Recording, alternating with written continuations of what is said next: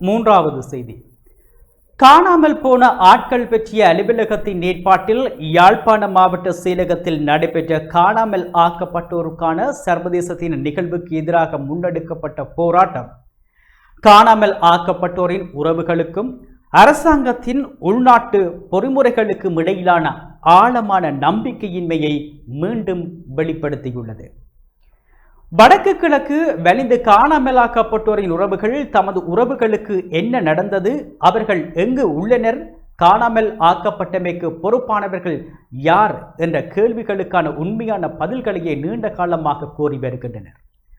ஆனால் உண்மையை கண்டறிவதற்கு பதிலாக இழப்பீடு வழங்குதல் அல்லது மரண சான்றிதழ்களை பெற்றுக்கொள்ளுமாறு ஊக்குவித்தல் காணாமல் ஆக்கப்பட்டோரின் விவகாரத்தை முடிவுக்கு கொண்டு வரும் நிர்வாக நடவடிக்கையாகவே அமைந்துவிடும் என்பது உறவுகளின் அச்சமாக உள்ளது.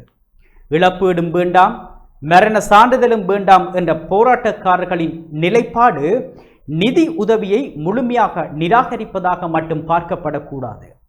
உண்மை, நீதி மற்றும் பொறுப்புக்கூறல் உறுதிப்படுத்தப்படாத நிலையில் வழங்கப்படும் இழப்பீடு தமது உறவுகளை கண்டறியும் போராட்டத்தை கைவிட செய்யும் முயற்சியாக மாறிவிடக்கூடாது என்ற அரசியல் மற்றும் நிதிசார் கோரிக்கையாகவே இதனை புரிந்து கொள்ள வேண்டும்.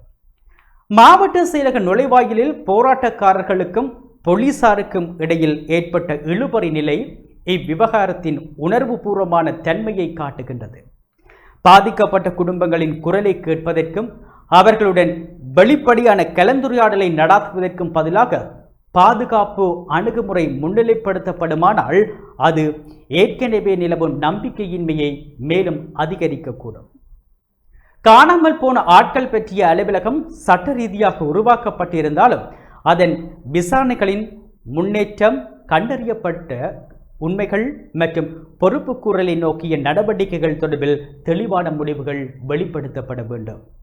இல்லையெனில் நினைவுகூறல் நிகழ்வுகளும் கலந்துரையாடல்களும் பாதிக்கப்பட்ட மக்களின் பார்வையில் வெறும் அடையாளபூர்வ நடவடிக்கையாகவே தோன்றும். எதிர்வரும் 30ஆம் தேதி நடத்தப்படவுள்ள சர்வதேச மாநாடு காணாமல் ஆக்கப்பட்டோர் விவகாரத்தை மீண்டும் சர்வதேச சமூகத்தின் கவனத்துக்கு கொண்டு செல்லும் முயற்சியாக அமையும். உள்நாட்டு பொறிமுறைகள் மீது நம்பிக்கை குறைந்துள்ள நிலையில் சர்வதேச கண்காணிப்பு மற்றும் நீதி பொறிமுறைகளே தங்களுக்கு நம்பகமான தீர்வை வழங்க முடியும் என்பது உறவுகளின் தொடர்ச்சியான நிலைப்பாடாக உள்ளது. மொத்தத்தில் இந்த போராட்டம் நிவாரணத்தை விட உண்மையும், இழப்பீட்டை விட நீதியும், நிர்வாக ரீதியான முடிவை விட பொறுப்புக்கூறலுமே பாதிக்கப்பட்ட குடும்பங்களின் முதன்மையான கோரிக்கை என்பது மீண்டும் வலியுறுத்தியுள்ளது. அவர்களின் கேள்விகளுக்கு நம்பகமான பதில்கள் கிடைக்காத வரை காணாமல் ஆக்கப்பட்டோர் விவகாரம் இலங்கையின் தீர்க்கப்படாத மனித உரிமை மற்றும் நல்லிணக்க பிரச்சனையாக தொடர்ந்து நீடிக்கும்.